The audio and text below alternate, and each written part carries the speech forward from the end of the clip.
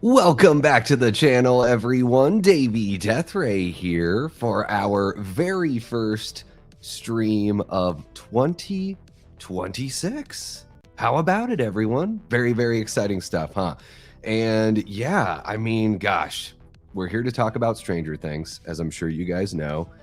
And so let's go ahead and get into it. Just want to make sure all my levels are okay. Let me know if anything sounds off or anything like that. Yes, I still am battling a little bit of my cold, so I probably have a little bit of a different kind of Davey Deathray voice than what you're used to, and I do need to apply my chapstick. So everybody just watch in suspense as I do that. How about that? There we go. Very, very good. Thank you guys for joining me. I know there's a lot going on. There are a lot of people and channels out there talking about Stranger Things, and instead of doing just like a series review or anything like that, you know, I broke down the finale in this last season over on the Horror Show channel, but I had so much fun doing the group therapy session with you guys over part 2, just what was it, like 5 days ago, something like that, that I figured let's go ahead and jump on in. Let's talk about this finale. We'll pretty much focus on just the finale. So how about that? And really quick before we get going, I just want to say shout out to the Patreon members, the channel members, our amazing group of Death Squad mods as well. And yeah, I think the other thing I've got to say is remember to hit that like button, subscribe if you haven't already, hit the notification bell so you get all of those nice little pop-ups on your phone when I'm about to go live. And then you don't miss anything when I drop a short or drop a video, because for some of you folks who are new to the channel, maybe you found yourself here through the last group therapy session, or maybe you found your way here through the finale watch party, because holy cow, those numbers were incredible. Thank you so much to everybody that shared that out. Thank you to all the new subscribers. I just want to let you guys know, for the new folks, I cover a lot of horror news here on the channel. Now it's been very quiet on the horror news front, so you haven't seen much from me, but I do quarter speed trailer breakdowns, not your typical kind of trailer breakdown. I do a deeper dive, and those are really fun. And then I also cover just anything that I think would be interesting to you guys, or something that would, you know, tickle my fancy as well. So yeah, that's just the commercial for the channel for all you new folks. Speaking of some new folks, I did give away 10 channel memberships to start the stream. So I just want to welcome on in those brand new channel members. We got Paula Fitzhenry, Shot by Shot. What's up, Shotty? Cake Boy 227. I believe that's Courtney Reed. About 17 Ninjas. It's an awesome screen name. I Like Scream and Ice Cream. Views Parallax. Iconic 84. The Fromaholic Fletcher. Horror Head Heather. Welcome on in, Heather. Queric V. And I believe that is it. Yeah, how about it? I know I said the last one like there was more to list off there, but there are not more. We've got Super Tenor celebrating 6 months of channel membership. That is amazing, Aaron. I had no idea that it's been that long. Time just kind of flies by. So I always, you know, I know I've seen you in the Discord and seen you on the channel for some time, but to see that member for 6 months pop up is really, really cool, man. Thank you so much for being a part of our community. And guys, that just shines a light on one of the cool perks of being a member is every month of membership, you get that membership chat. We can celebrate how long that you've been a member, and it's sort of like a super chat. Like it's something that's going to stick out to me right away and something we can celebrate together. And look at that. We got Nightfall 78 has become a YouTube channel member. Welcome on in, Nightfall. Thank you so much for joining the community and joining membership, man. I don't know, how long have you been watching the channel? I'm very curious to know if you're really, really new, or if you've been watching for a while. And I know some folks like to watch and don't necessarily like to get in on the chat side, which is totally cool as well. No pressure. I like to say, one of the phrases I probably overuse on the channel is, it's certainly not a requirement. That's one of the things I like to say here. Speaking of things that are not certainly not a requirement, I do have a super chat goal. I'm planning on going for about an hour-ish tonight. We can add another hour of Stranger Things finale talk if you want to get into it. I do have some talking points that I'm going to go through and just kind of get your thoughts on those as we go. And we do have a poll in the chat, 18 votes so far. What did you think of the Stranger Things series finale? 44% of you are saying that you're mixed on it. 33% are saying you loved it. It's satisfying in all ways. And then we have a tie for third for disappointed. And I'm just here for the group therapy. So there we go. I think we're all caught up on everything. I'm just going to say what's up to everybody, and then we will get on in with our discussion. We got Super Tenor saying he can't wait for the group therapy. Well, let us know what you got, Aaron. Let us know what you got. Lamontre Gillard saying, what's up? How are you doing, Lamontre? We got Shoddy in the chat. Linda, one of our great channel members. How are you doing, Linda? Christine is hanging out in as well. Home just in time for whatever this is. Well, we're going to talk about everything with the finale, Christine. So we'll talk some positives, but we're going to dive into some of the questions that I have, some of the gripes that I have. I do think the finale was the best episode of season 5, but I do think season 5 was pretty disappointing. You know, in its entirety, I do think it was disappointing. We got Stephanie Hinkle in the house. How are you doing, Steph? One of our great channel members. We got King Matthew III. What's happening, bud? Great to see you. Tia Nina kicking it with us as well. Another great channel member. How are you doing, Tia? We got Paula Fitzhenry there. You know what, Paula? We love and we appreciate you as well. I hope you enjoy the membership. We got Trashbox Mandy hanging out with us. How are you doing, Miss Mandy? In fact, you know what? You know what I'm going to do? I'm going to do a little something for Trashbox Mandy. Let's see here. There we go. There we go. Okay. Mandy, I just made you a mod. How do you like that? Because we just might need one. You never know. Just starting now. There we go. Let's see who else we've got jumping on in with us. We got Brett from Good Real Hunting. How are you doing, Brett? So good to see you. One of our great channel members and moderators here on the channel as well. Matthew, I'm going to star your chat there about season 5. We'll get to that one here. Yeah, guys, if you have not joined us over on the Discord side of things, let me grab that link and share that with you all. I'm going to pop that in the chat there for you. So if you want to join us over on Discord, it's totally free. We watch movies over there quite a bit. And we can show the movie and everything. So we usually just hop in the chat. We don't, you know, the mics are turned off, but we get to enjoy movies together. It's really, really fun. So if Discord is something that you enjoy doing, join us on over there. Hey, no worries, Heather. You know what? It's totally random when I get to gift 10 memberships a month, and it's totally random. I'm so happy that you got one because I've been seeing you all over the place, and we love having you as part of the community. So welcome on into membership. We got Nightmare Files hanging out with us as well. What's happening, Nightmare? Good to see ya. Sean Fleming is in the house as well. What's happening, Sean? I believe you were here for the last group therapy session as well. What's happening, Nightfall? Thank you so much for joining us here. It's very, very cool. Been watching a while. Didn't realize I was a channel member. Let's see here. Did you? It looks like you just became a member, so I don't know if you accidentally hit a button or something like that. I don't know, but thank you so much. That would be really cool. Gambino 98. I would love to. I do write on the side, but sometimes.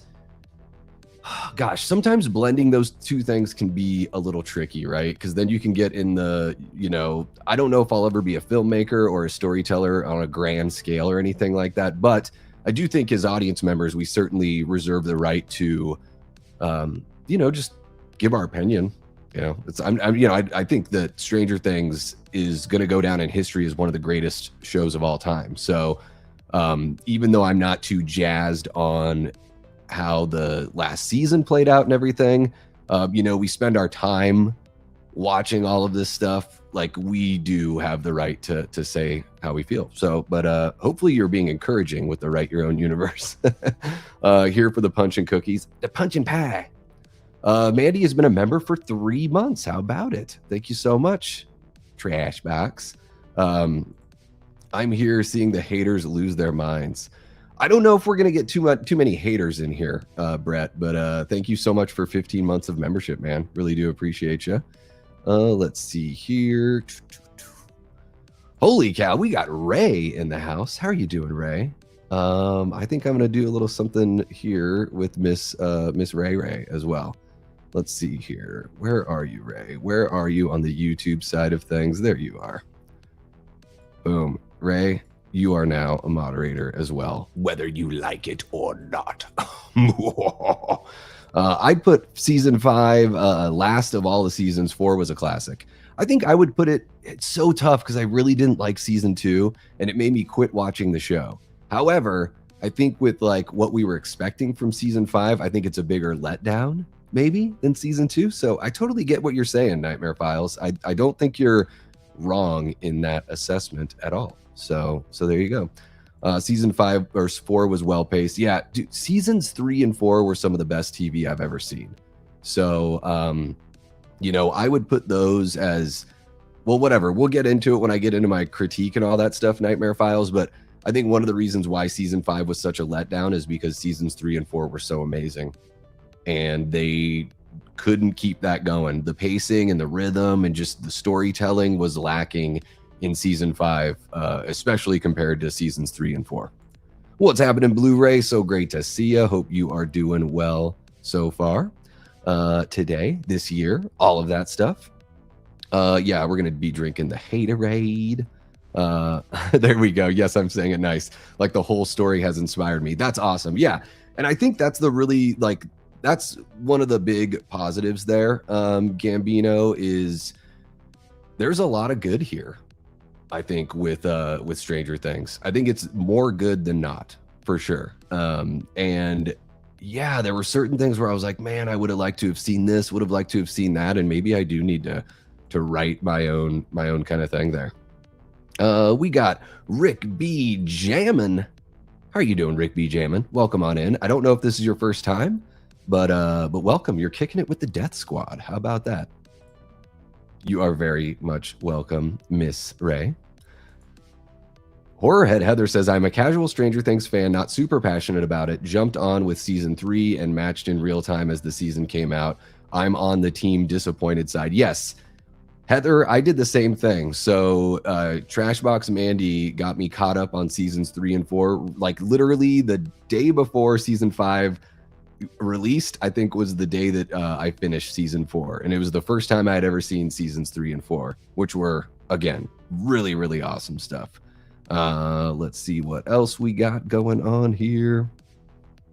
Yes, you have officially taken over. The prophecy that was laid out, I guess, at the beginning of December when we had our weird shakeup here at the channel, the prophecy has now been fulfilled. Okay, guys, let's go ahead and jump into some of the bits here. So let me see. I want to make sure I've got everything lined up. Okay. So, oh my goodness, there we go. Positives. What I loved about the season 5 finale. Okay, so even though I didn't need 40 minutes of an epilogue, I thought most of the epilogue hit pretty well for me. I really dug that. I dug that they ended it with the door closing on the basement and everything like that. That was awesome. The D&D stuff was the emotional stuff that hit for me more than any of the other emotional stuff in the finale. Specifically, I'm glad that we got, a big ass kaiju. The Mind Flayer was really cool. I wanted more of that. I wanted more of all the Vecna stuff. We'll get into that as we go through everything. But really, just the positives here for me is that we finally got some action in season 5. Season 5 was so boring, and I am gonna sound like a hater for a second because I've heard a lot of people be like, well, your expectations were too high, blah, blah, blah. And I said this during our last group therapy session. My expectations were high because everything else leading up to season 5 was so good. And the Duffers promised us all these emotional moments and that they cried watching the episodes and all that stuff. Maybe I am just tougher to push on the emotional stuff. But I felt like a lot of it there was a lot of try hard in season 5 as far as this interpersonal drama stuff that it was like a taffy pull. They were just like, how much runtime can we get out of Nancy and Jonathan or Steve and Dustin? And it just seemed to drag on a little bit too much for me. But what I loved ultimately was that we finally got something that was worth talking about. And I think moving forward, if I ever rewatch Stranger Things, I'm going to go from the season 4 finale to the series finale. I will skip episodes 1 through 7 of season 5 because I don't see any reason to go back and watch those episodes. Unfortunately, they just didn't really, they didn't really do it for me. So from there, gosh, I guess we could go to, did the finale save season 5? So for you guys that are in the middle, you're mixed, or maybe you are disappointed. Did the finale of the series save season 5 for you? Was there any saving the season? I'm curious to know from you guys. So I am going to scroll up and get all of you integrated here into the chat as we move on. So I'm just going to adjust my levels there. Okay. So what do we got here? Paula says season, which season is your favorite there, Paula? I think you might have just missed that one. Seasons 1 and 5 are tied for second. So I'm guessing you're saying season 3 or 4 is your favorite. I'm going to guess, Paula, that you're saying season 4 because I know you're a big Eddie fan. So that is what I'm guessing there. King Matthew says, I've been watching Stranger Things since season 2, aired back in 2017. So I didn't watch it when the show started, but season 5 is definitely the worst season by far, in my opinion. I don't think you're wrong on that one. Christine says, I think Netflix must have said, remember when we had movies that were collectively shown on holidays, like Wizard of Oz on Thanksgiving? Let's do that with Stranger Things. That didn't work. Yeah, putting out those 3 episodes on Christmas, it was a letdown, to spend Christmas watching all of those episodes, and I think they were pretty bad. Episodes 5, 6, and 7 were pretty weak. And then whatever, I mean, the finale on New Year's Eve, it was what it was. At least it was the best episode of the season, that we got. At least I think it was. I don't know. Tell me if I'm wrong. If you guys don't think it was any good at all, I do think that there's something in there in that finale. Something. Blu-ray says Joyce's one-liner before she chops Vecna's head off with the axe was badass. You fucked with the wrong family. Did she drop the F-bomb? I can't even remember. I just remember thinking, oh my God, oh yeah, Joyce is here. Because I think they show her when they go into the abyss and they show everyone. We see Joyce at the very beginning of that, but we don't really see her like during the battle with the Mind Flayer. I don't remember seeing Joyce at all. So it was like she was there when they showed up, and then when they're ready to chop off Vecna's head, she's there again. Miraculously, or just teleporting or whatever it was. Mandy says, I like how Mike told the stories of how everyone ended up. My favorite was Max and Lucas. Yeah, I really liked that too. I thought that was it was a sweet moment. It was definitely your Stand By Me Stephen King moment to close things out, with Mike being the writer. That element is in the It IP as well. I can't remember which character it is that ends up, is it Richie that ends up being like the writer of the group? I can't even remember. My It lore is not like, I'm not too up to snuff. I'm not like a Fuego over at the Horror Show channel when it comes to that. But yeah, I did really enjoy that. As far as all the emotional stuff, nothing in this episode or season or even in the whole show, like nothing made me cry or anything like that. But that was the moment where I was getting the most like goosebumps and tingles and all that kind of stuff. Yeah. King Matthew says the biggest positive out of the finale for me was that Steve made it out okay. They had me stressing when he fell off the tower. Shout out to Jonathan who caught him. Yeah, and they did the commercial break, like blackout there. Bye, Menon. That's what I always think of when the fade out happens. Yeah, I think that sort of we'll get into that. One of the talking points I have has to do with the stakes or lack thereof. Linda says I really enjoyed the epilogue. It was better than the main part of the finale for me. Yeah, I do think that the epilogue was pretty strong. Dustin's speech, the graduation speech, I really dug that. I've seen people passing it around on social media as well. Like there's that scene in season 4 where Eddie says what he's going to do when he finally graduates, that he's going to flip the bird to the principal and rip the diploma out of his hand and everything like that and run off. And Dustin gets to do pretty much that exact thing. So yeah, I thought that was a pretty sweet moment for Dustin there. What's happening? Jay Vasquez, welcome on in. What is dramatic? I need to know. Tell me because I need to know. The final season lacked great needle drops, but the series finale had so many great ones. Yeah, they had a couple Prince needle drops. And what Stephanie, was it Steph, or if you're still in the chat, was it you that had predicted, somebody predicted during our last group therapy session that there would be a Prince needle drop in the finale, and we got 2 of them. It's pretty awesome. Come on, Davey, you don't want to hear Derek saying, suck my big fat one. He says it in the finale, right? Doesn't he say it in the finale when he flips off Vecna or Henry? Henry/Vecna? Mike was the Will Wheaton character in Stand By Me. Yes, very much so. Yeah. Man, it's been a while since I've seen Stand By Me, but I watched that a lot as a kid.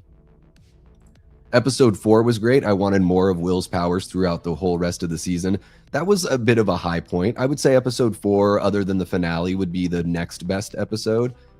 But man, they really held back. They held back so much on... They could have given us so much more throughout the whole season. We'll get into that too. Season 4 is my favorite. 3rd is my second. Yeah. Yeah, a lot of people feel that way. To me, it's so tough, guys. And I don't know if I'll do like a ranking of the series here on the channel. I think I like season 3 the most. Nothing against Vecna, but I felt like season 3 was the scariest season, the most horror-driven season, with the Mind Flayer being, you know, the monster that was in that warehouse, you know, Billy being possessed and everything like that. I felt like the stakes were a lot higher in that season. And I loved Robin and Steve and Dustin and, you know, to a lesser extent, Erica. I think Erica had a lot of potential as a character, but every time she opened her mouth, it was like, I'm the smartest person. Everybody else is stupid. Sassy, sassy, sassy. And it became a little, it was like one note from the very beginning with Erica. She had a little bit more to do. You know, I believe it was in part 1 of season 5, she had a little more to do, but she was kind of sidelined as well. I think she was just hanging out with Mr. Clark in the Upside Down towards the end of season 5. Episode 4 is still my favorite episode of the final season. Episode 8 is probably my second favorite. Fair enough, man. I think people need to watch season 5 episodes 1 through 8 in one sitting. They broke it up into different volumes, which didn't serve the narrative well at all. I don't know if I could get through 10 hours, or I guess it's over 12 hours with all 8 episodes. I don't know if I could do that again, though, Jay. You know, everyone's taste is going to be different on all of that. But I felt like there was a lot of wasted time and a lot of serious pacing issues. They knew they were going to wrap it up. They knew they would have the audience engaged. And so they certainly took their time and they let things play out a lot longer than they had to. I think that episodes 1 through 7 could have been taken care of. All the storytelling they did in episodes 1 through 7 could have been taken care of in about 4 episodes and about half the time. So like 5-ish hours, 4 episodes. They could have added a lot more to the story. Instead, they added things to the story that didn't really need to be there. And maybe it's just because I wanted to see Eddie come back as some sort of demented, upside down creature that, you know, comes in at the last minute to help our heroes out. So I guess I will say that is an expectation I had, or maybe not an expectation. That's a want that I had, that they gave no indication that it would ever happen. I just thought it would have been cool if they had done that.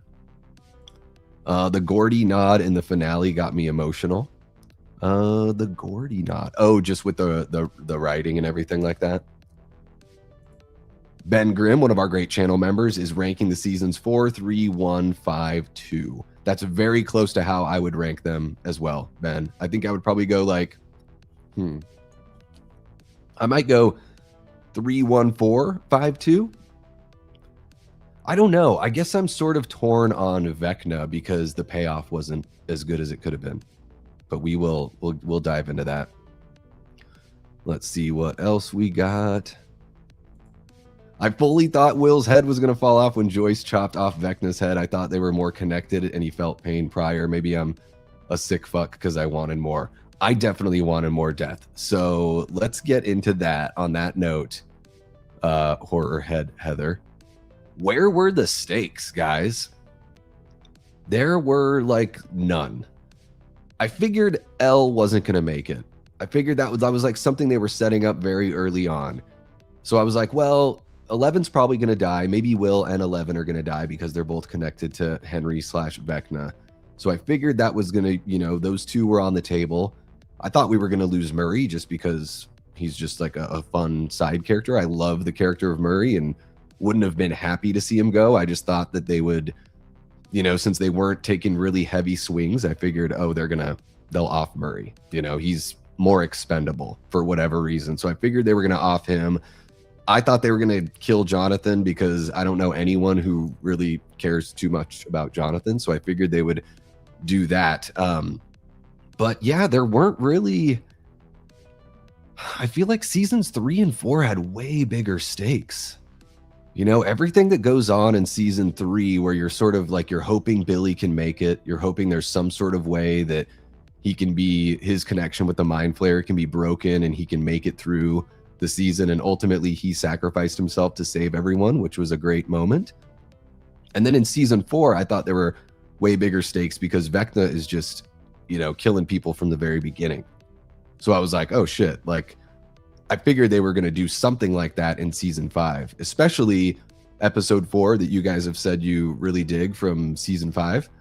I was like, man, I figured they would have killed somebody at each one of those breaks.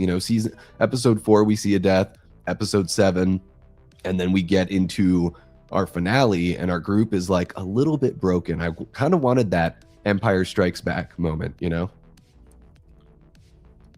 Sorry guys, my throat is just very dry from my cold. But yeah, I wanted those moments that were like our group was just emotionally broken and had to pull together and do something really big to defeat Vecna ultimately. So yeah, I just feel like the stakes really weren't there. Oh my goodness. So speaking of the lack of stakes, and I'm going to put this question out to you guys. Of course, tell me if you think maybe there's something I'm missing as far as the stakes go. I just don't think they were very, very high here. Who should have died? Who should have died that didn't die? I know Steve, everyone's going to protect Steve. I didn't want Steve to die or anything like that, but I'm curious to know what you guys think. So let me jump in here and see what you guys are saying. I wish they explained what happened to Susie. I guess Dustin and her broke up off screen in between seasons 4 and 5.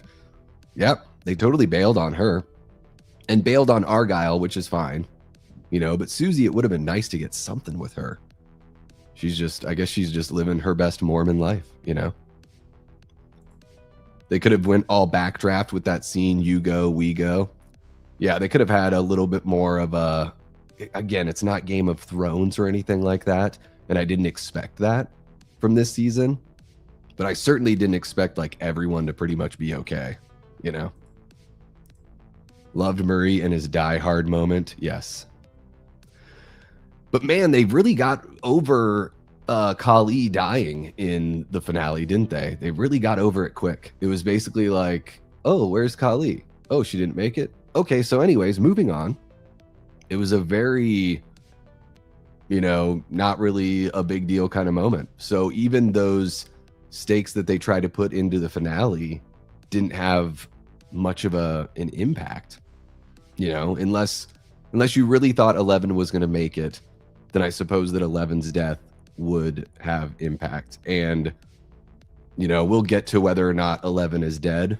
I think she is, but we'll get to that a little bit later here in the stream. It was a good little homage to Eddie during the graduation speech. I agree. And oh man, am I a dick for saying this? But I think Eddie's death is the most dramatic, emotionally heavy moment out of those last 2 seasons. Like, I think him dying was a heavier moment than 11 dying because, again, I expected that of her character. OA5287, welcome on in. Says, epilogue saved the episode, but not the season. Horribly acted and written season. Which acting tripped you up there, OA? I've seen people say this before. I've heard people criticize Noah Schnapp's acting and all that kind of stuff. I don't think he's been the strongest actor as the kids got older. I think like Finn Wolfhard got better and better as he went along.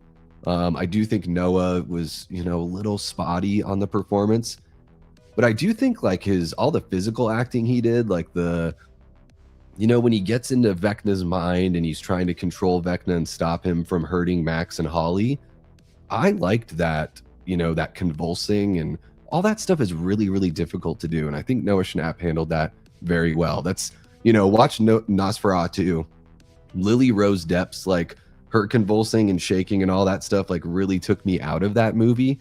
Whereas I think Noah did a really good job in season 5 here with that bit of the acting. But yeah, I feel like he's sort of been a weaker point, throughout seasons 4 and 5 actually. But I liked quite a bit of the acting, I gotta say. Particularly, I just need another drink because I'm still sick. I'm very aware of it. I won't stop talking about it. David Harbour was really good in season 5. And I really liked Gaten Matarazzo throughout, Joe Creary has been really good throughout the entire series. So maybe I was, not expecting as much, not like I wasn't expecting as much from him, but I knew I was going to get, good performances from Joe. I think Gaten like really upped his acting game, particularly in this season.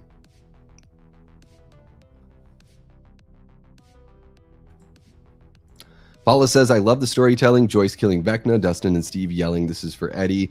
The flashbacks of Eddie, Dustin's graduation speech. Everyone gets their happy ending.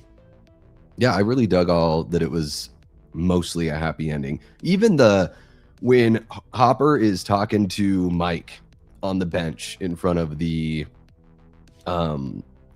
statue, or the tribute to all the people that had fallen during that battle. I really liked that scene. I liked the writing there. They're talking about a character's death, but I think it also is fitting for anytime somebody happens to leave your life, and you don't know what to make of it, and you don't know how to rationalize it or how to move on or how to heal or repair yourself. I thought all of that was really solid writing there. That's some of the best writing they had, I think, in season 5 were those moments. And there's just something about David Harbour's, like the ease and his natural feeling as a performer was great. It wasn't you. Okay. Yeah, I don't know. Who was it that said Prince? If you're in the chat right now and you were in the group therapy chat that we had or live that we had a handful of days ago, let me know if you were the one that predicted the Prince tracks. Let's see here. We got Riv Go Crazy in the house. What's happening, Riv? Thank you so much for joining us. Finale was great. What was your favorite part, Riv? What emotionally hit with you the most? And also, like, what did you think of the whole season? Did you enjoy the whole season, or was it really just the finale that is like the highlight for you? Weird, because I watched Stand By Me for the first time today. What did you think, Ben? I think Stand By Me is pretty good, but it's been a long time since I've seen it. Yeah, long time. Let's see here. Oh, you got to check it out, Steph. It's really good. Steve surviving the Prince scenes. Derek saying, "Suck a fat one" to Vecna. The D&D ending with both the main cast and the new kids with Holly. That was pretty awesome. Yeah, I dug all that. We got Dog Pack 79 in the house. Holy cow, you really do have a dog pack. Look at that. Is that 5 dogs? I felt very underwhelmed with season 5. It wasn't worth the 3-year wait. Yeah. I think that's another thing. So, man, for the folks that did wait 3 years, because for me, I caught up on seasons 3 and 4 right before season 5 dropped. And it was the first time I had ever seen seasons 3 and 4. So I didn't have that wait. I was still disappointed. I still thought, I thought they had it teed up to be just a home run. I thought season 5 was going to be hit after hit after hit, and that it would be kind of an easy season for them to make epic and to I thought they were going to have one of the strongest endings to a show ever. And even though they didn't, or I don't think that they did, I still think that Stranger Things is one of, it's going to go down as one of the best shows of all time. And maybe that's because it was just the 5 seasons. There's not as much to get through, and there's a lot of really good in the 5 seasons for sure. Blu-ray's ranking of the seasons: 1, 4, 3, 2, and 5. That's a pretty solid ranking right there. Yeah. Are you? I must be so far behind on the chat. Yeah, I'm over 10 minutes behind on the chat. You are not nearly as one note as Erica from Stranger Things, Miss Erica. Erica was kind of missing in season 5. Yeah, she doesn't have much to do really. She, at the very beginning, like drugging the family with the pie was pretty much all she had to do, right? What's happening, 80s kid? Welcome on in. It's interesting with season 3, the vibe was excellent, but I wasn't a fan of the story. What about season 3 did you not dig? Was it the whole Russian thing? I don't know. Something about season 3 also, like the kids still look like kids. They weren't too grown up, because I think there was a little bit of a break between seasons 3 and 4, if I remember correctly. Let's see here. I hated that everyone survived except Elle. Steve's fake out death should have happened, even though they said they weren't going to kill him because they didn't in season 1 or whatever. Yeah, it would have been a total gut punch for Dustin to lose Eddie and then lose Steve. So I get why they didn't do it. But yeah, I don't know. I didn't want Steve to die. I wouldn't have been mad if he did, but it would have been a big bummer. And then some characters just sort of get written out, like Vicky, Robin's girlfriend. They don't even mention her in the epilogue, so I'm guessing that they broke up or something. We don't see her, like the military shows up at the radio station and then we never see that character again, as far as I can remember in the finale. So she just disappears. So again, it's one of those things like, did we really need that character there? And we'll get into more of like, did we really need this or did we really need that? So I'm going to catch up here with the chat, make sure I'm not missing anything big. Season 5 is not without its flaws. It could definitely use a director's cut. I think that's an issue too, is did the Duffers only direct the finale? I think they only did the finale. And that's a shame. I think they should have done a little bit more of this season for sure. Maybe if I take this nicotine pouch out of my mouth, I will have a better time with my throat. Dogpack79 says 14325 is my ranking from best to worst. Pretty solid stuff. I was surprised they didn't kill one of the main characters off. Yeah, only 11. And that was, she got her Terminator 2 moment. I knew it was going to come to that. In Terminator 2, when Arnold's T-800 is basically like, they throw the chip into the molten magma stuff. They throw the Terminator arm in there. And then the T-800 is like, there's one more chip that we got to get rid of. I knew that that's where they were going with Stranger Things, because they mentioned that, 11's blood is the same as Henry. So I figured 8, 11, and Vecna all had to go. We got David in the house. How's it going, David? Says, hey, all, I've no horse in this show. I'm just here to vibe. All right. I feel like the Duffers didn't want to kill some people off after receiving so many death threats from fans. Is that real? Did they really get death threats from people? Huh. Season 3 is interesting. The vibe was excellent. Wasn't a fan. Oh, okay. I think you'd already said that, so I just must have double-clicked it or something like that. I'm going to catch up with where you guys are at. I think everyone but Vecna should have died. Oh, Ray. Oh, Ray.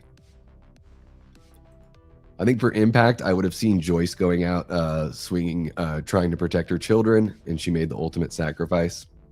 They had to give her Enzo's and her happy ending with Hopper, though. And Mandy's like, anyone? Anyone could have died, and I would have been okay. Yeah. Some sort of stakes. They played it very, very safe. Very safe. I feel like 11, Kali, and Will should have died a hero's death, closing the Upside Down and leaving no trace of themselves to use in the future. Yeah, I wanted Will to die like halfway through the season. They made it work with the way that they did it. I just thought he was going to be like the first to go, and that was going to be one of the blows that our hero group took, you know, going into the back half of the season for sure. And Eddie dying, it was really, really rough. And Steve made a good point in season 5 where he was like, he didn't have to do it. And he really didn't have to, but he did. And for whatever reason, for me anyways, it hit emotionally. You know, he's the metalhead with the heart of gold. I love that about his character.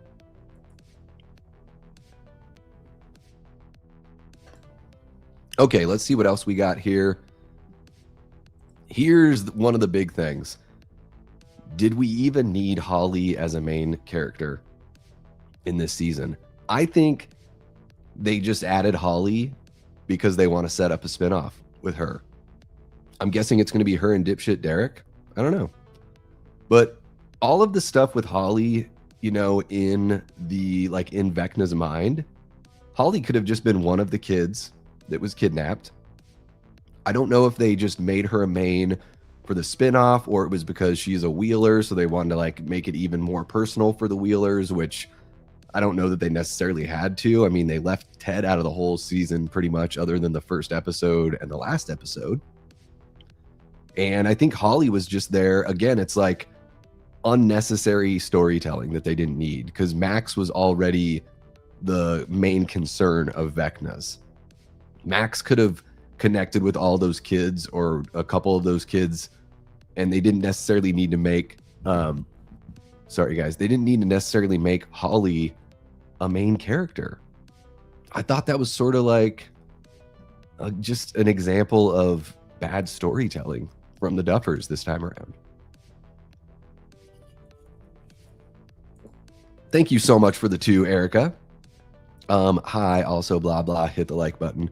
Yes, guys, if you're hanging out, holy cow, we have about 40 people kicking it with us right now. Make sure you hit that like button. Subscribe if you haven't already. Hit the notification bell so you don't miss a thing. All that good stuff. Yes, yes, yes.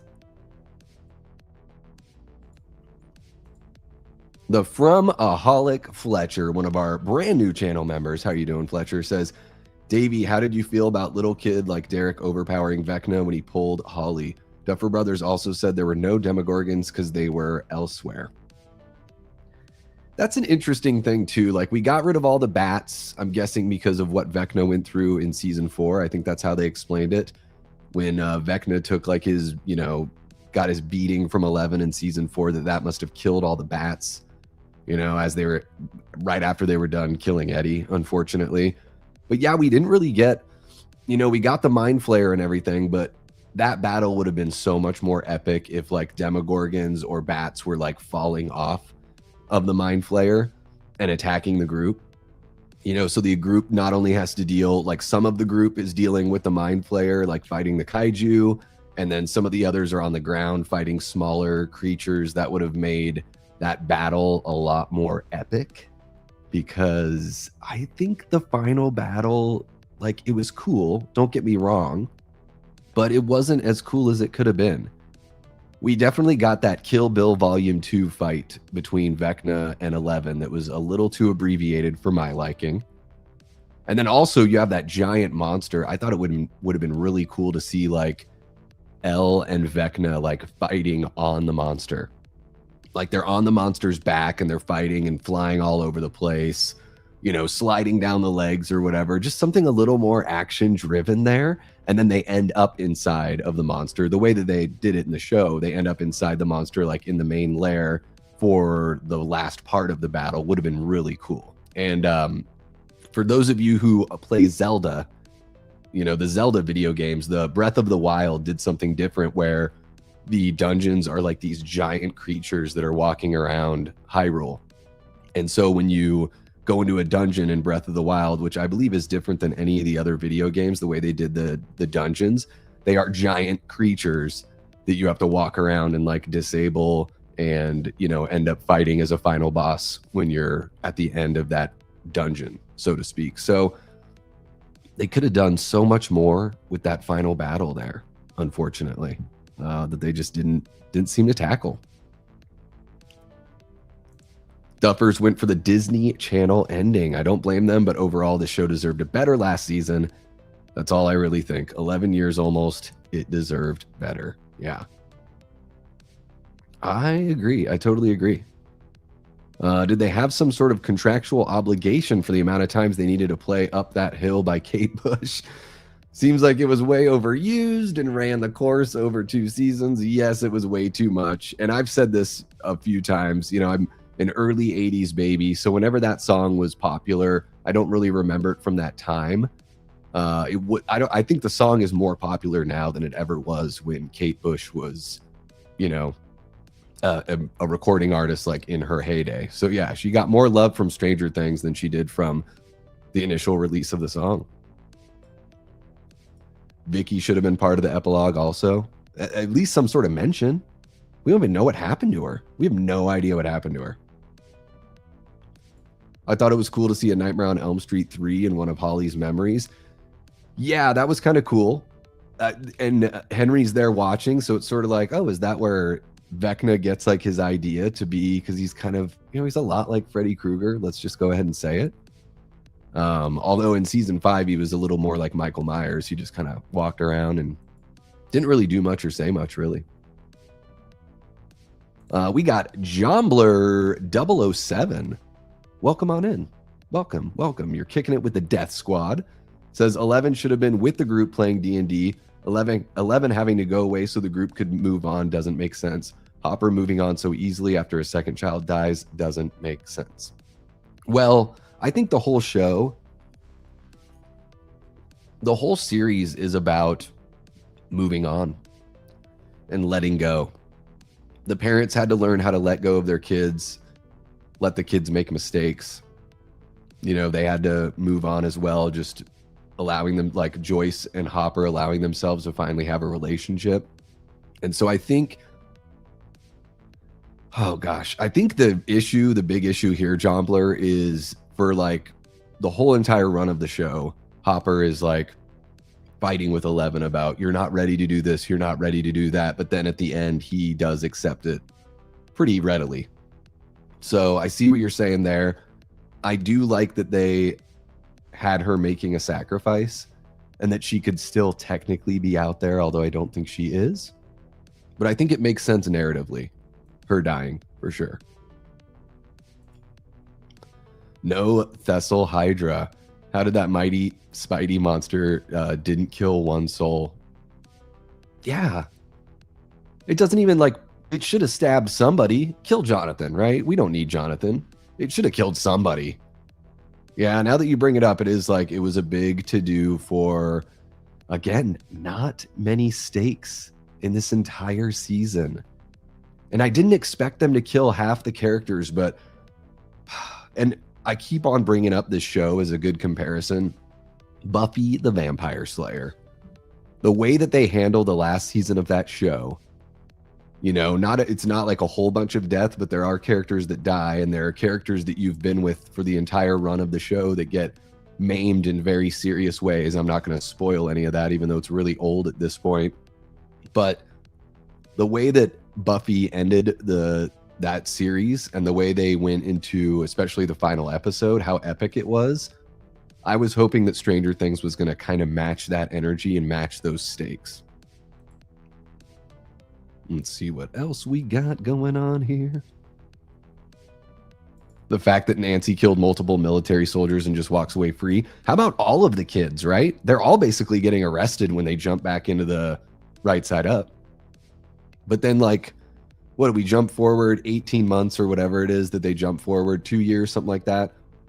There was no consequences for anyone that they did all that. They're basically a terrorist organization in this 5th season. I know there are good guys, but yeah, 11 kills all those people. She makes that one guy turn the gun on himself and blow his brains out, which that didn't sit right with me. I thought it was a pretty grim way to show our main hero. But it's not like the military guys were necessarily good guys or anything like that. What's happening, Blazing Asian? How are you doing? 14 dogs. All right, so I can see 5, I think, in the picture. Oh, maybe 6. Tough to tell. Oh, yeah. Let's see what else we got here. Blazing Asian says, I thought everyone was going to die except for Joyce, and she was going to kill Vecna. I was half right. Yeah. She takes about 1 million thwacks. It's like, how many licks does it take to get to the center of a Tootsie Pop? But we got the version of how many hacks does it take for Joyce to cut off Vecna's head. This is a great recommendation here from Jay Vasquez. Says, anyone looking for more Stranger Things 80s vibes should watch The Monster Squad. Oh my God. The Monster Squad is so good. Guys, if you've never seen that movie, there's not a bad time of year to watch it. Of course, it's a great spooky season watch for sure. In fact, I usually watch it every spooky season, but I don't think I got around to it this year. So maybe that's one that we can watch in the Discord sometime soon, because fuck, The Monster Squad's excellent. It's really cool. And it does have that 80s Stephen King, meets Goonies kind of vibe for sure. I mean, even the main character wears a shirt that says Stephen King rules. You've probably seen people wearing that shirt, and it's from The Monster Squad. Great. I think it's Rick Baker that did the effects. Really great monster effects in that one. Yeah, Monster Squad's great. Let's see what else we got here. Erica did do the confetti. It's true. I think she was acting on a green screen. That's what it looked like to me. Oh, you just missed a bunch of... We're just chit-chatting. You wish, Artur Etus. I have not flashed one Nepal this entire stream. Someone please explain to me why they added Dr. K. What was even the point? What about not killing Brenner in the first place and have him here for the final season explaining more about the Abyss? Yeah, you get the idea that Dr. K's been working on this, like she was working with Brenner at some point, right? That everything they were doing with Henry's blood was something that the government was working on with Brenner. At some point, those two factions split. And then that's a good point, Fletcher. It's bringing in Holly, bringing in Dr. K. These are characters we really didn't need in the final season if we're trying to wrap up this big story. It could have just been a faceless military presence. Linda Hamilton's really good in the show. I think she's a great actress. Not very necessary though. Yeah. Maybe it's just nostalgia bait bringing her in, But let's go ahead and bring up another point here. Was Kali brought back just to legitimize season 2? It's another question I have. Did they just bring her in just to make it be like, see, that season that you guys all hated? It's important now. That's kind of the vibe I got from bringing Kali in. We really didn't get her doing too much except for exposition dump with Elle. So, yeah, another kind of wasted character and storyline in season 5. The Linda Hamilton character, would you like to have one more scene with her to have a little more closure? Yeah. I guess I could just take her or leave her altogether.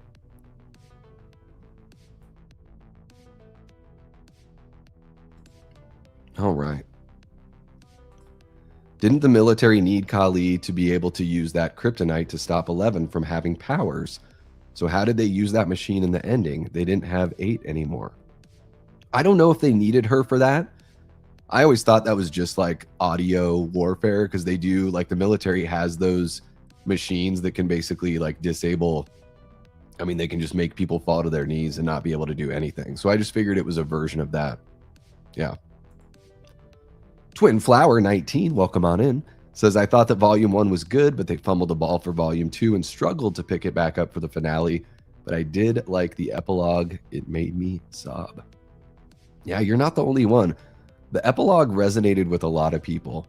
I'm not that big of a crier, but those moments hit better for me than the emotional moments leading up to it, for sure. Let's see what else we got. I might actually have to scroll. I'm like so far behind. You guys are very active in the chat. Thank you so very much. We got Hollywood Lido in the house. One of our great channel members says the emotional payoffs were spectacular, I thought. And hello to all. Yeah, I don't know what it is, Lido. I think I am just like, I don't know if I just have a cold, dead heart. I thought it was a lot of like, don't you feel so much emotion, and not so much like showing. It was a lot of telling for me. And how many times have Hopper and Elle had like the emotional, you're not ready for this, I can't lose you kind of talk? But seemingly they both wanted to be the ones to sacrifice themselves. I just feel like we got a lot of the same kind of stuff over and over and over. Yeah, I don't know.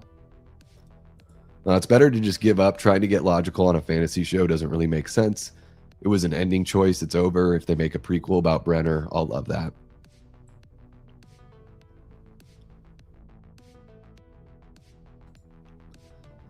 Let's see here. Ray says, the whole vibe of the season felt off, like a bunch of TikToks put together.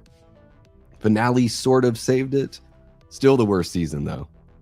I think so. And I think what makes season 5, I touched on it earlier in the stream, Ray, is the, season 5, I think, is the worst because they had set it up so well with seasons 3 and 4. And then just, to me, they failed to deliver. So even though I didn't enjoy season 2, it wasn't as big of a letdown for me as season 5, because I think season 5 has been a pretty big letdown for sure. I could have at least they could have at least like killed Mike's dad.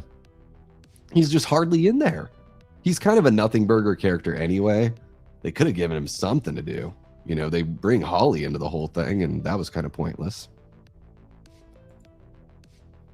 Erica says, I was so bored during season 5 and the finale was meh, too easy to kill Vecna. Yeah, that brings up, let me grab this one here. Why was Vecna sidelined for Henry? They took forever getting us to the point where we got the reason why Henry was the way he was. Took forever, took literally to the finale until we saw that. And I feel like Vecna was just not that big of a threat the whole season. I don't know. It's just kind of, it was just like a whimper, I mean, fuck. The Emperor Palpatine in Return of the Jedi doesn't even have to like fight Luke. Like he zaps him with his electricity and everything like that with his lightning power. He doesn't even really have to fight Luke, and I still felt like Emperor Palpatine in the last 2 original Star Wars movies, in Empire and Jedi, I feel like he had more to do and was more fully realized than what they did with Vecna in season 5. And it's a real big shame because Vecna looked fucking awesome. We got some good moments when he shows up and talks shit to Will in episode 4. And then when Will, fights him, has a mind fight with him to protect Max and Holly. Those are the 2 best Vecna moments.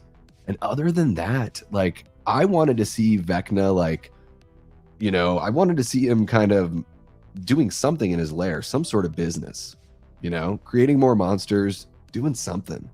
He just hooked the kids up, and then we get Henry just in his 60s clothes and looking all pretty and everything. And that was pretty much that. Let's see here.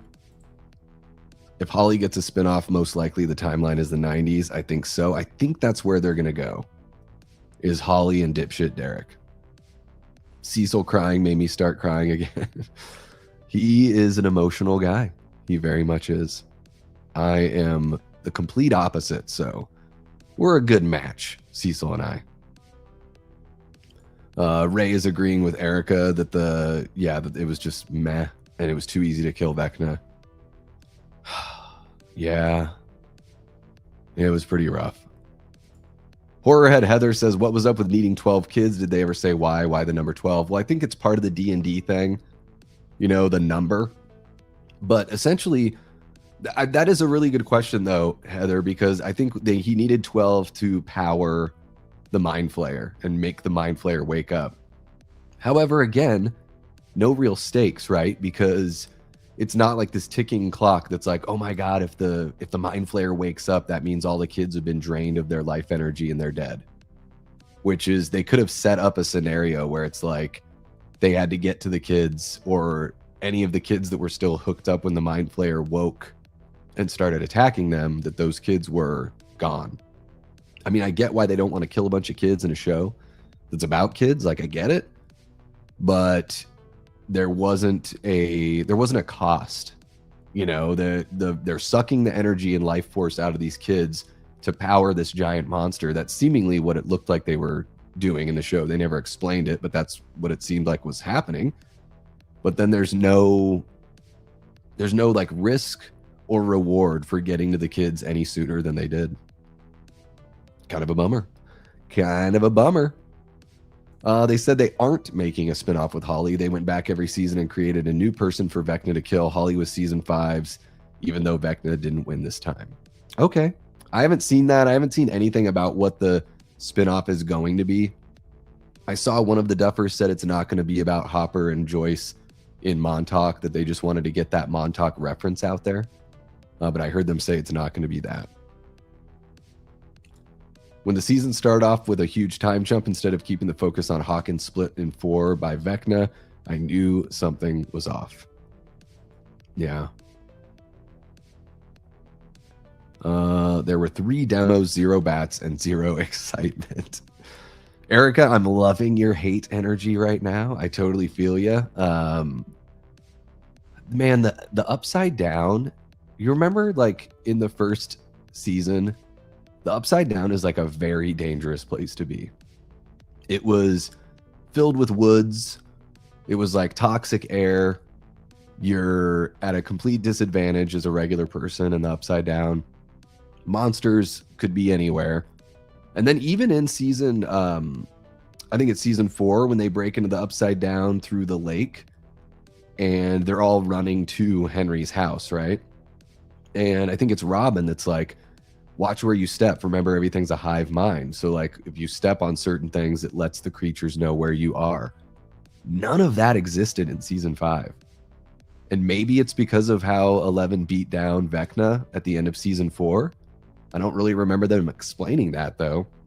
But in season 5, hanging out in the Upside Down is like no more dangerous than just, it's actually probably less dangerous than being in regular Hawkins, because in regular Hawkins, the military is all over the place.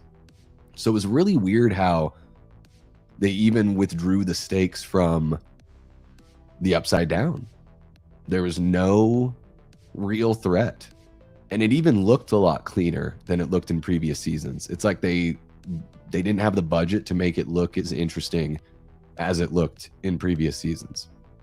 And the more I look at, like, I grabbed a bunch of screenshots to put together a thumbnail for this one, the more I went back and looked at those scenes in the Abyss, that looked really cheap too. You know, like while I was watching it, I didn't notice it, but as I'm freeze framing to grab shots, I'm like, oh my God, this looks really cheap and really green screen and very like, you know, Marvel phase, whatever, the phase we don't care of Marvel.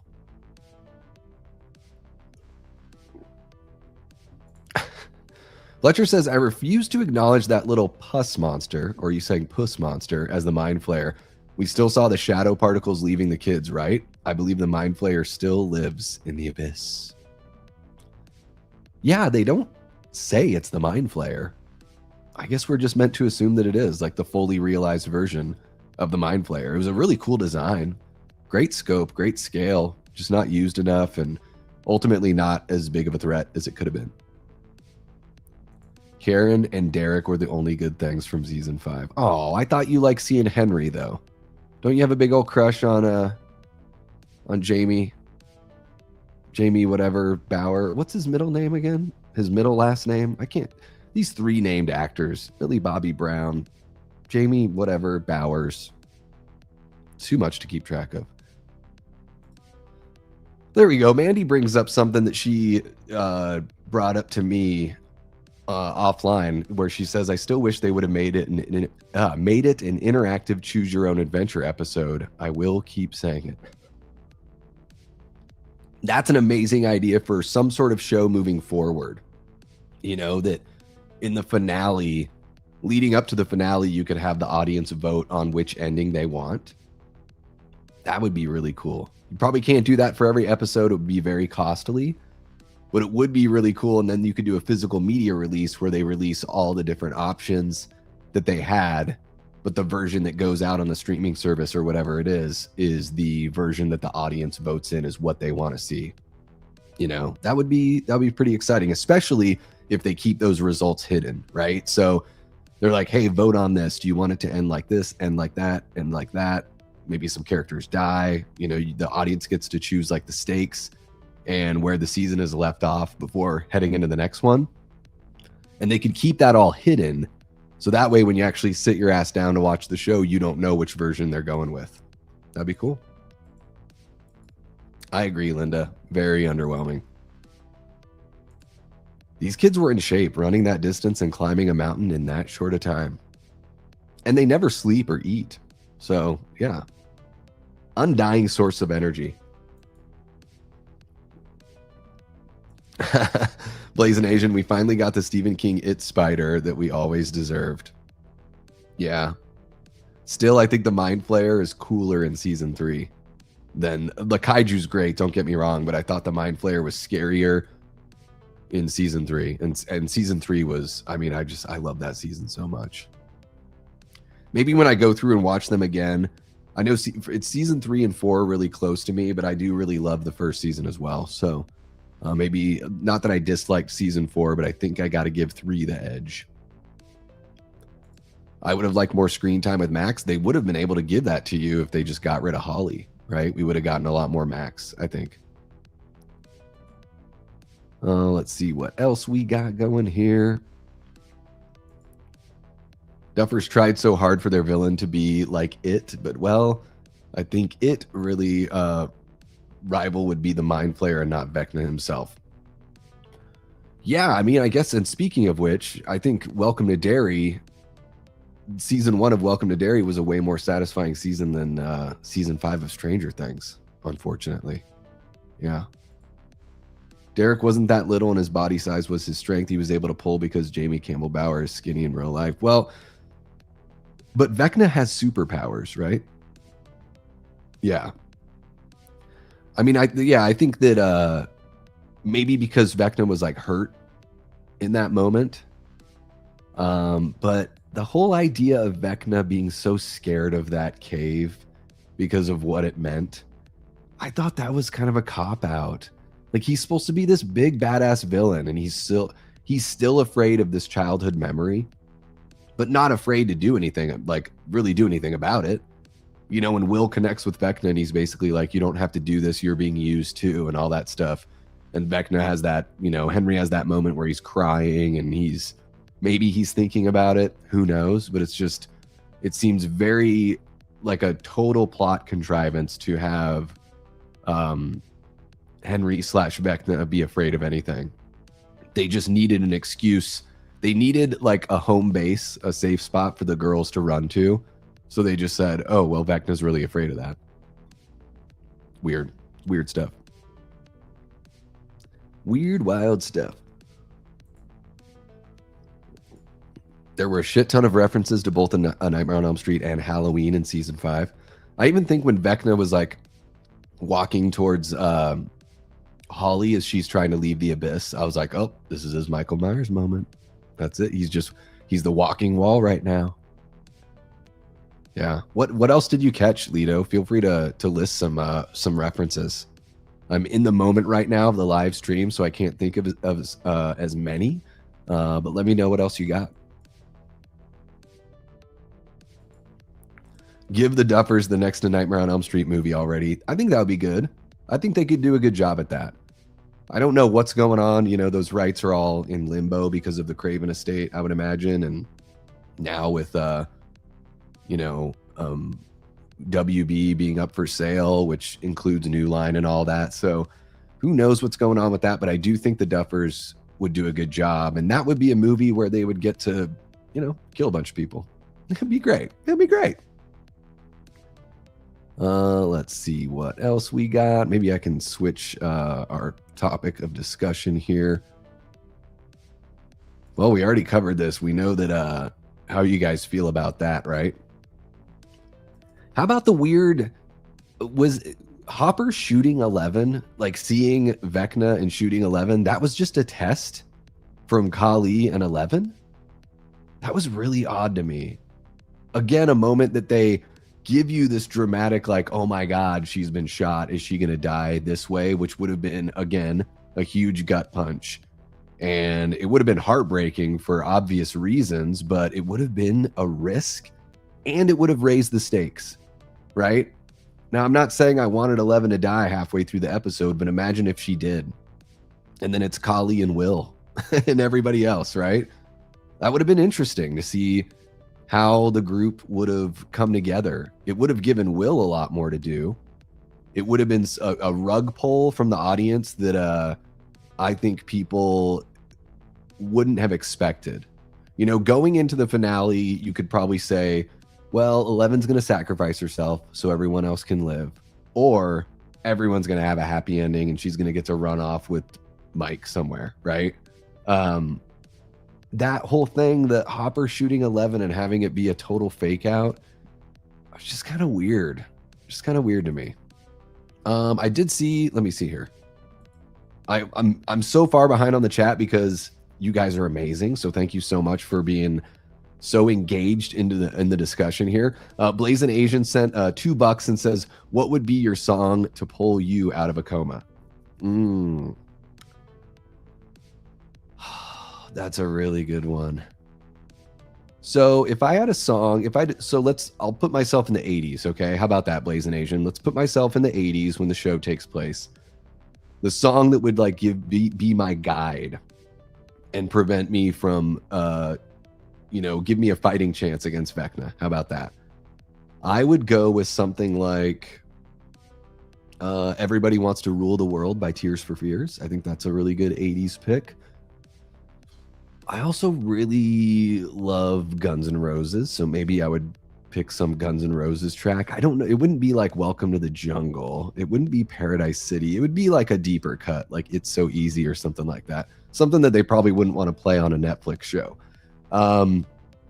Or if we're going, I guess that's 1990. We could go with like a Megadeth track or something like that. Could be pretty fun. But I'm just thinking about the vibe of the show. Everybody Wants to Rule the World. That'd be a really good one. That's a good question. What you guys in the chat, let me know what your song would be. I'm curious to know. And I'm going to be thinking about that one for a little bit. Because now, I listen to a lot of, like, I'm a huge punk rock fan, Blazing Asian. I wasn't listening to it when I was a kid, though. In the 80s, I wasn't listening to punk rock. So I could definitely pick something from the mid 80s that fits. Maybe like Cult of Personality by Living Color. I really like that track as well. Yeah, maybe something from REO Speedwagon. I don't know. It's a great question. Thank you so much for the 2. And Rebel Sky 3549 jumps on in. Thank you so much for joining us. Drops a $5 super chat and says, 11 is alive. Notice no nosebleed while using her power at the end and how she fades like an illusion. Rewatch that. I have seen people talking about that. In fact, I was watching the Splattercast stream before jumping over here. And I believe it was Brandon from I Like Scary, I think is the name of his channel. I could be wrong. Hopefully I'm not. He was saying that there's no nosebleed. That's kind of a giveaway. Yeah, it's possible she could be alive. I like the idea that she did sacrifice herself and that Mike is using his storytelling gift just to make everyone feel better. It's like therapeutic that, hey, it could exist this way. And I think that's a sweet way to, not really have to answer that question for the Duffers. You could call it a cop-out, but I don't think it really is. Because I do think she's dead, but I like that they did You know, I like that they did it the way that they did it, for sure. But yeah, I don't know. Maybe in 10 years we get a reunion season or a reunion special. We get to catch up with some of these characters, and maybe 11 is okay. You know, you never know. I'm pretty sure the reason why they did that, Rebel Sky, is because they wanted that option in the future to be able to bring everyone back. You know, have their cake and eat it too, just in case people want to see that reunion. Thank you so much for the vibe. Really appreciate you. Oh my gosh, my throat is just so damn dry. So you guys have already kind of talked about this favorite part of the epilogue. My favorite part is the D&D game. And then we hit on this one with the Rebel Sky super chat. So there we go. We're kind of tearing through these guys. I think the last one I have brought up, I'm surprised we've gotten through these this quick, but you guys have been just rapid fire and awesome in the chat. Thank you so much again.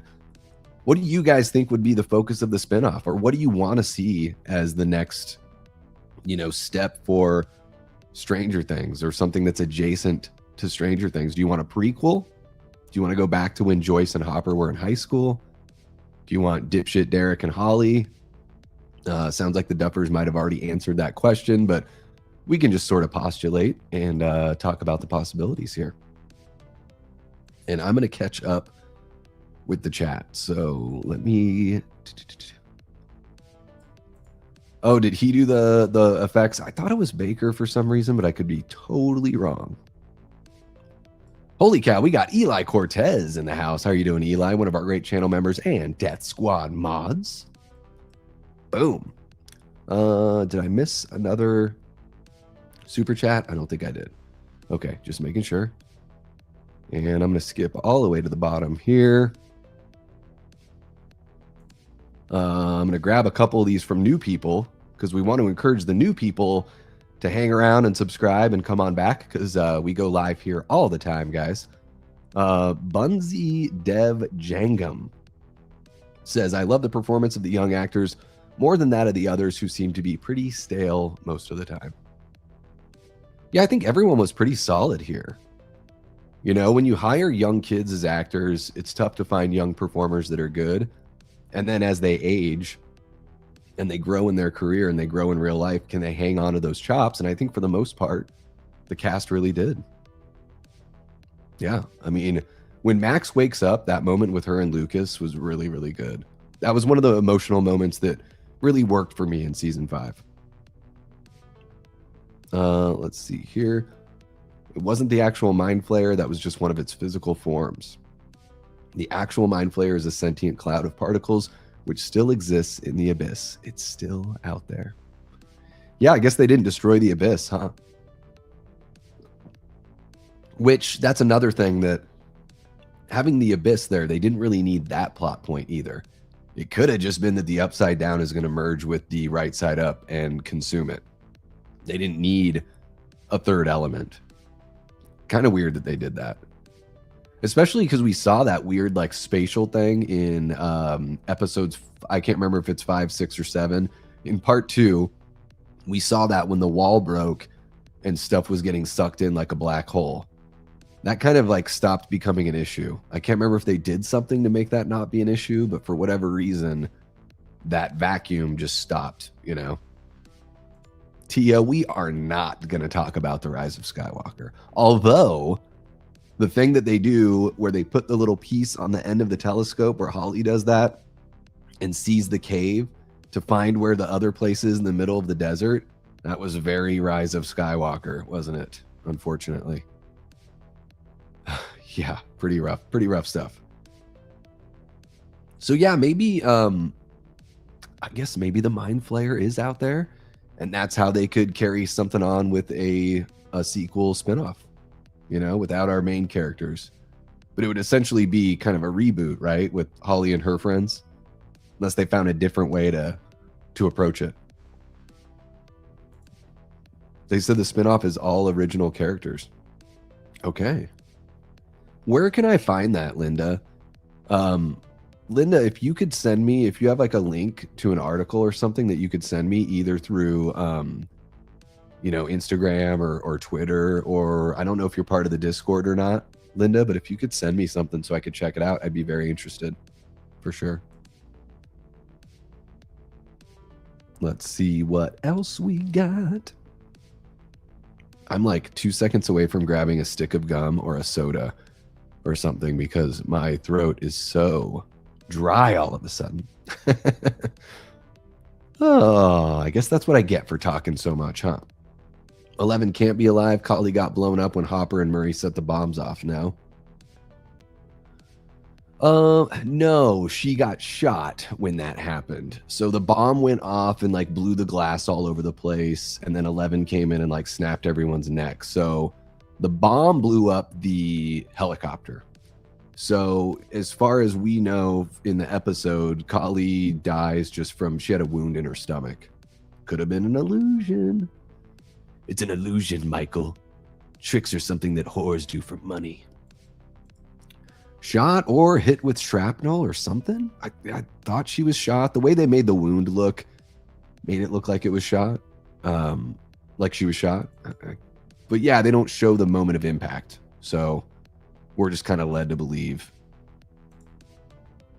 Yeah, she wouldn't survive the time to start the illusion, or her wound was part of the illusion. Like that's a possibility. Because I don't think do we ever hear the gun go off when the guy like allegedly shoots her? Do we ever see impact from the shrapnel or from a bullet? I don't think that we do. So yeah, Linda's saying Kali was never shot. In my opinion, that was just an illusion as part of her plan to get Elle out. And Mandy will not let the choose your own adventure go. And I totally understand why, because I do think it's a fantastic idea. She says, having a choose your own adventure could increase watchability too, various roadmaps to get to the end. And what if you make decision A, now you killed Steve, you fucked up. Yes, they could have it be consequential, especially if you released a season in chunks and there was a choose your own adventure at like the mid-season finale and then the finale. I don't think they would want to do it for every episode because it would get very expensive, but you could do it once or twice a season to just kind of be a guide, but you think about it though, Mandy, they would have to shoot all of those options just in case those options got picked. So yeah, you'd have to be like picky choosy about when and where you did all that for sure.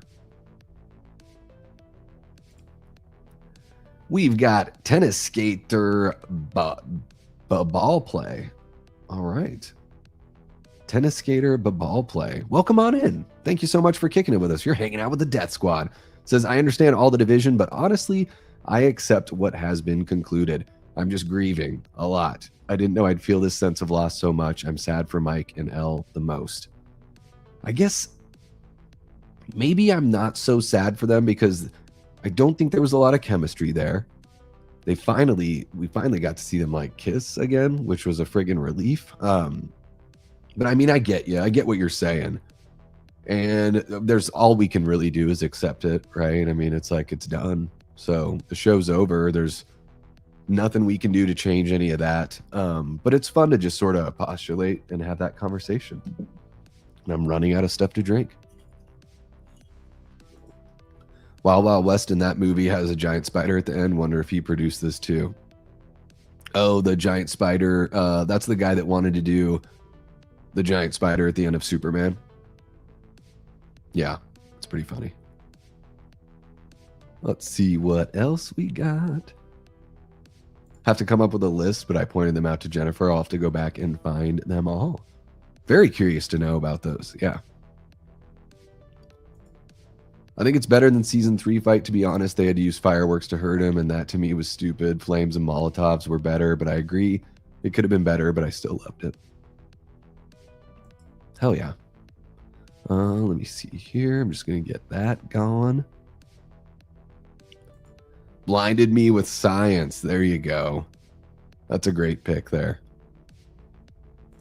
Holy cow. Come on, people.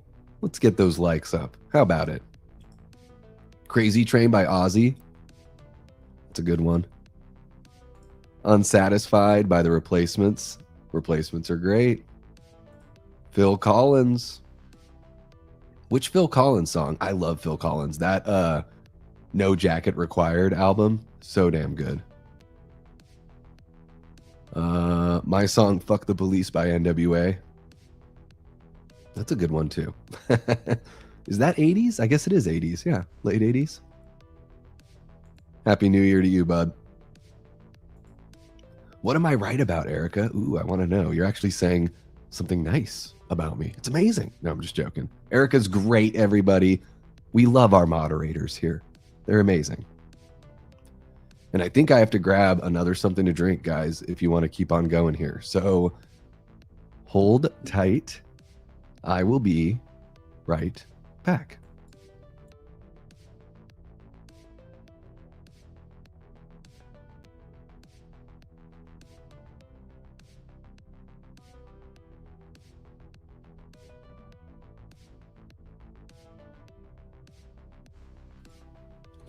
Oh my goodness. All right, I buckled. I got my strawberry black phone 2 Fanta.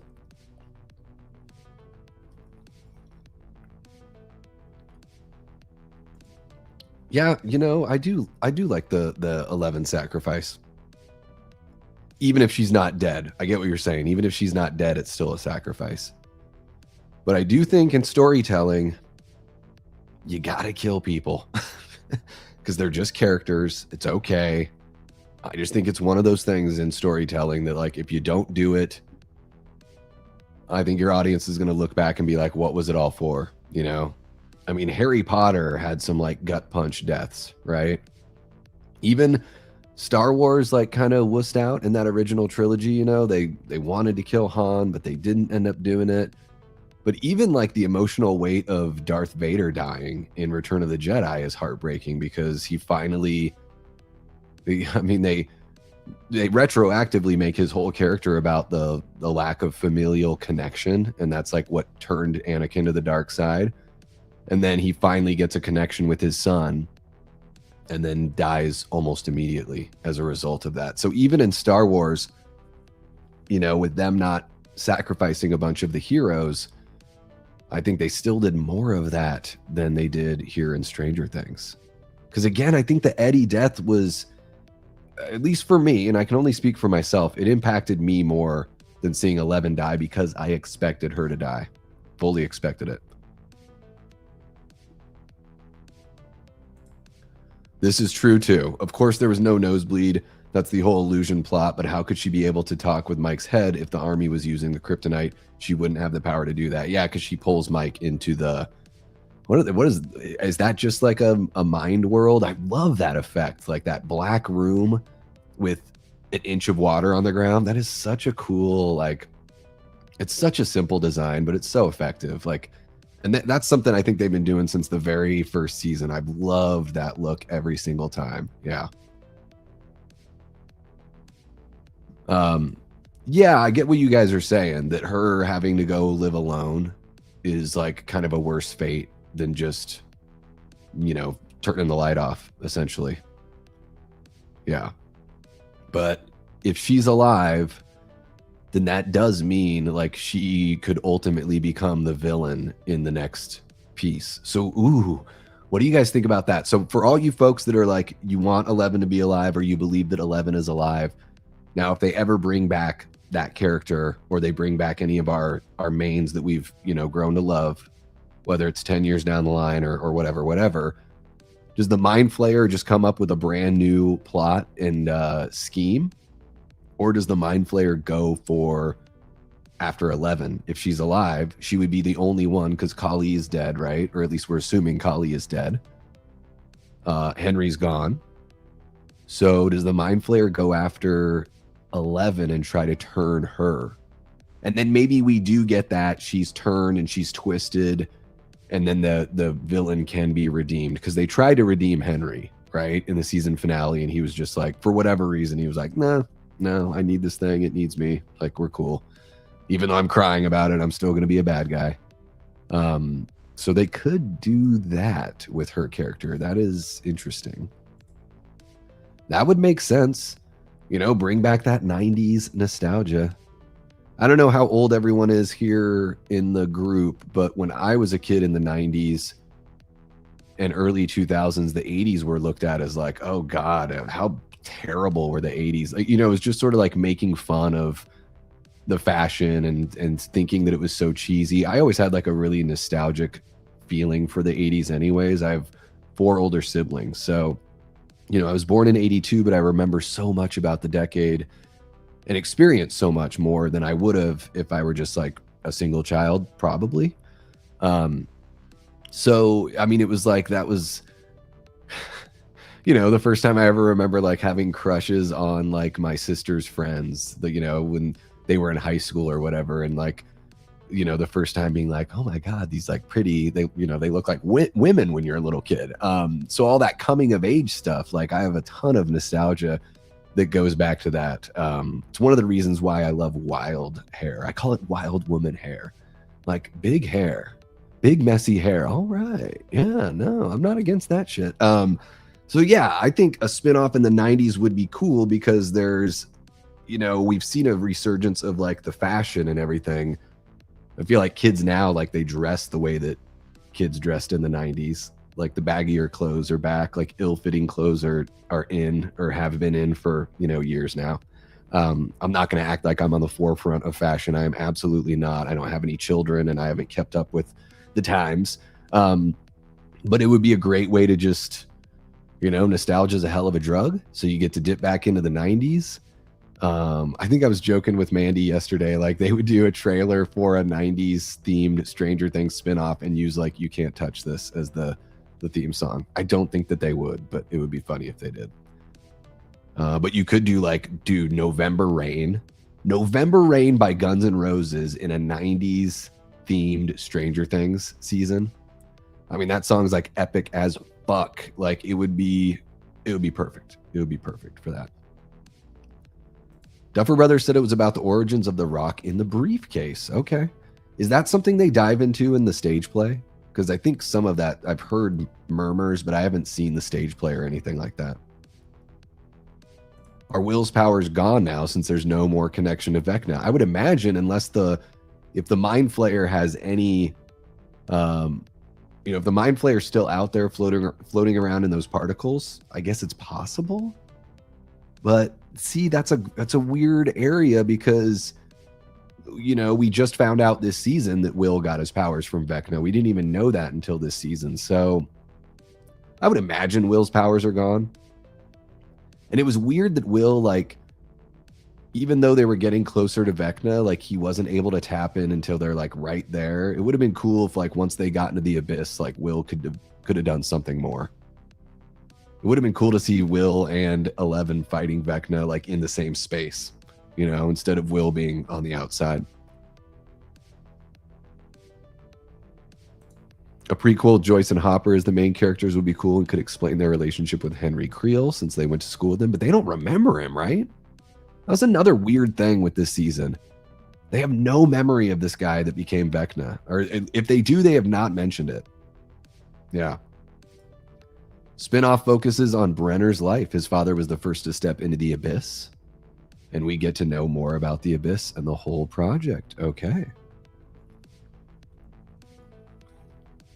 Yeah, you could have, because Brenner is probably a little bit older than Hop and Joyce, just a little bit.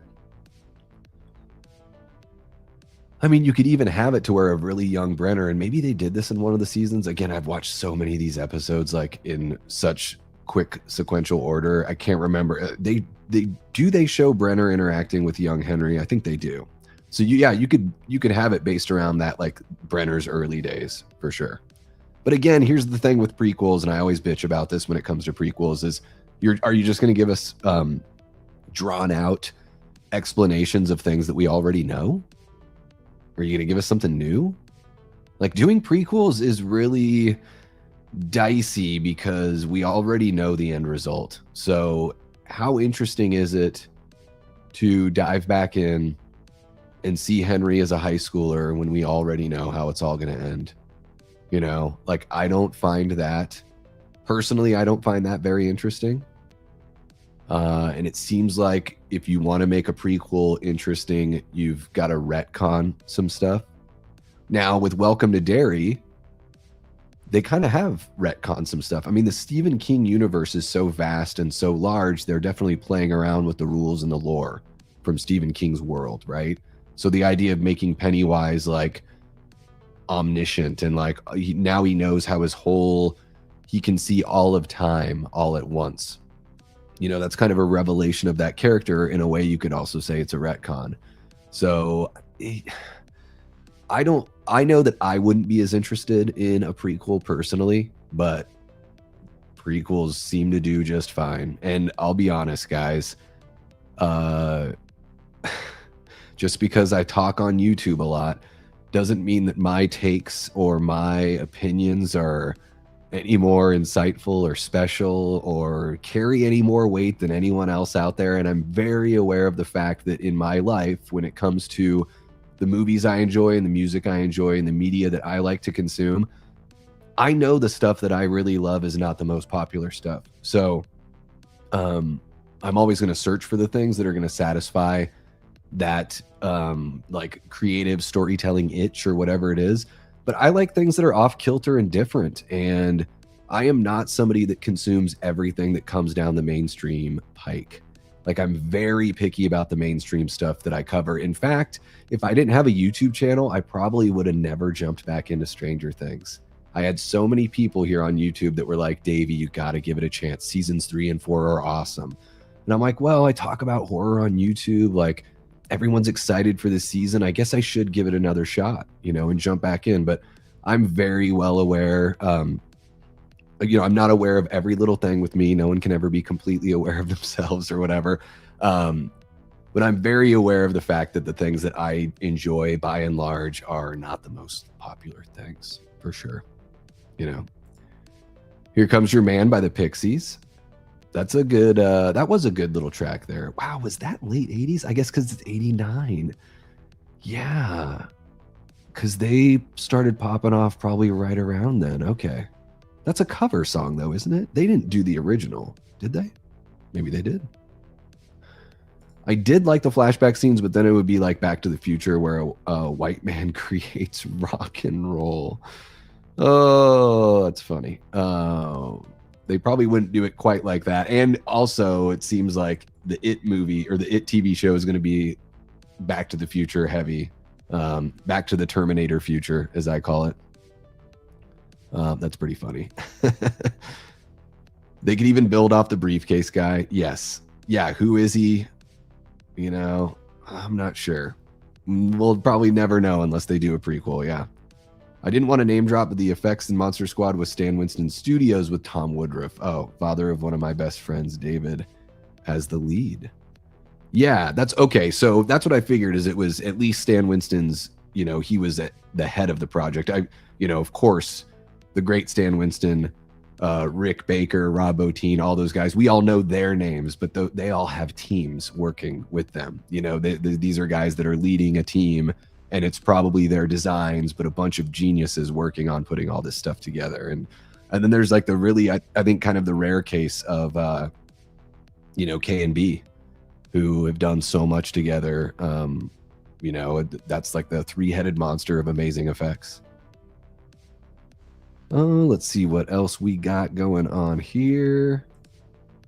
Let's see, what do we got going?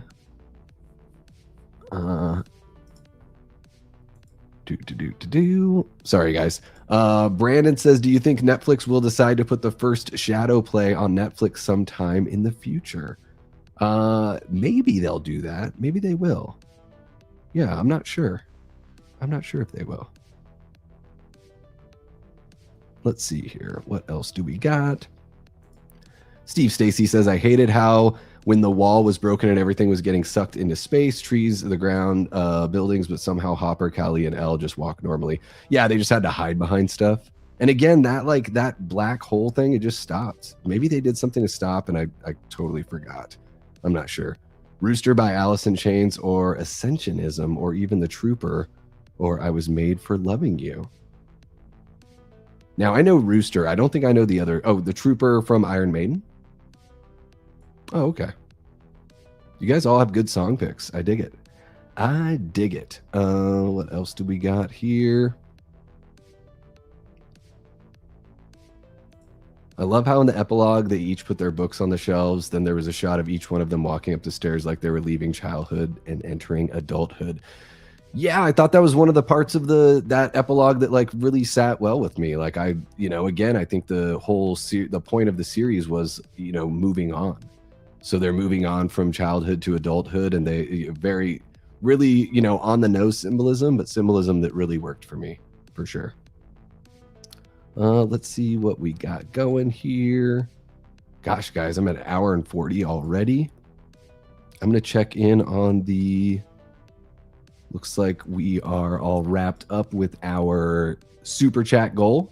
Thank you so much to everybody that contributed with the super chat goal. We did not reach the goal, but that's okay. I'll probably wrap things up here within the next few minutes.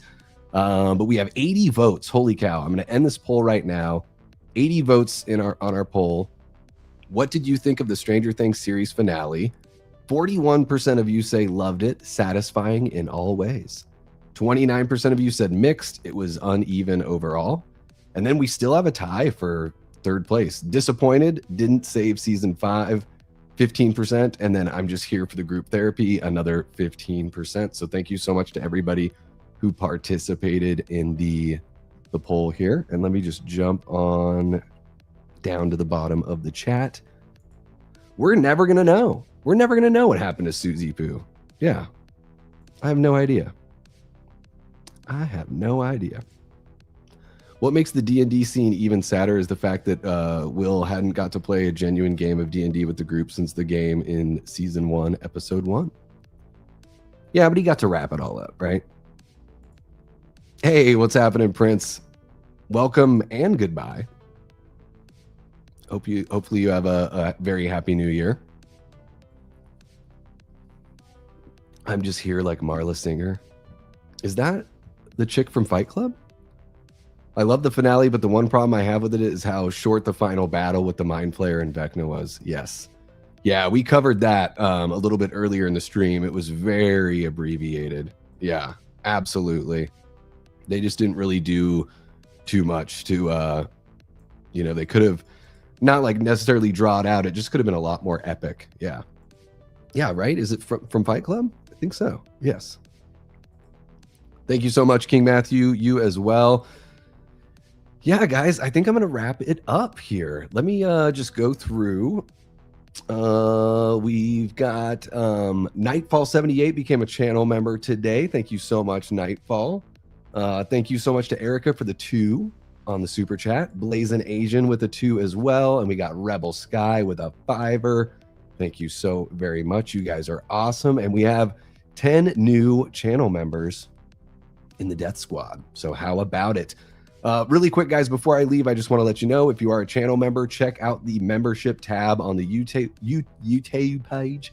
On the YouTube page, I'm starting a horror movie club this year in 2026, where we're going to independently watch movies, and twice a month we're going to get together for a members-only chat where we're going to do a deep dive on those movies. So we are starting with the Scream films to lead us up to the release of Scream 7. And then the Sunday after Scream 7 releases, we're going to have an in-depth chat about that one. So maybe that will encourage you to check it out that opening weekend if you're not already planning on it. Thank you so much, Lido. I wish you all the best as well, man. It's been a rocky start with whatever respiratory thing I've got going on, but whatever. That'll be all taken care of within the next couple days. I wish you the best as well, man. And let's keep in touch and get you on the channel sometime very, very soon. Kind of. But if you've already seen the movie, it's not like you have to rewatch them again. If you just want to show up for the stream just to have a chat about the movies that you like, if you've already seen them, and then, it's just one movie a week. It's really not so bad to you. Really not so bad. I'm excited for Scream 7 as well. I hope they do something that breaks the mold and that they do something completely different. Not true, Tia. Not true. Not true. Well, thank you guys so much for joining me here for the second group therapy session for Stranger Things. Having a chat about all things with the finale. Guys, if you are watching this after the fact, thank you so much for jumping on in. If you guys, even if you want to see me cover something else as it pertains to Stranger Things, jump on into the comments after the live stream and let me know. Let me know what you want to see, because I don't know if I'll talk about Stranger Things again unless we get, you know, when we get that animated show, maybe I'll talk about that. Who knows? We'll just kind of see what happens. But if there's something that you want to see me cover that I haven't covered yet, let me know down in the comments below. You guys are all awesome. Thank you so much for hanging out, for sticking with the channel, no matter how long you've been here. Make sure you hit that like button, all the good stuff, subscribe. Membership is there for as low as 99 cents a month, which is a pretty killer deal. And yeah, we're going to be going live more and more. I think I might go live for, well, whatever. Well, I'm going to plan some lives. I think the next time I'm going to be live is going to be Sunday over on Splattercast for their Sunday Scaries. We're going to talk about our most anticipated horror of 2026. So I can't wait to dominate the discussion and make it all about Evil Dead Burn. How about that? Yeah, just 99 cents. Thank you so much, Mandy. Really appreciate you. Welcome to Mod Hood. Welcome. And yeah, guys, that's going to wrap it up for this one. Thank you all again so much. I love you guys so very much. Really do appreciate you. I will be back later on this weekend, and you never know when I'm going to pop up to talk about this, that, the other thing. Once my cold is all finished, expect a, you know, coming to the channel in 2026 kind of video. And then also I'm going to do a top 10 horror of 2025. So we'll dive into all of that as well. So really do appreciate you guys. Can't wait to hang out with you again. But until next time, I've been and will continue being Davey Deathray. Take care.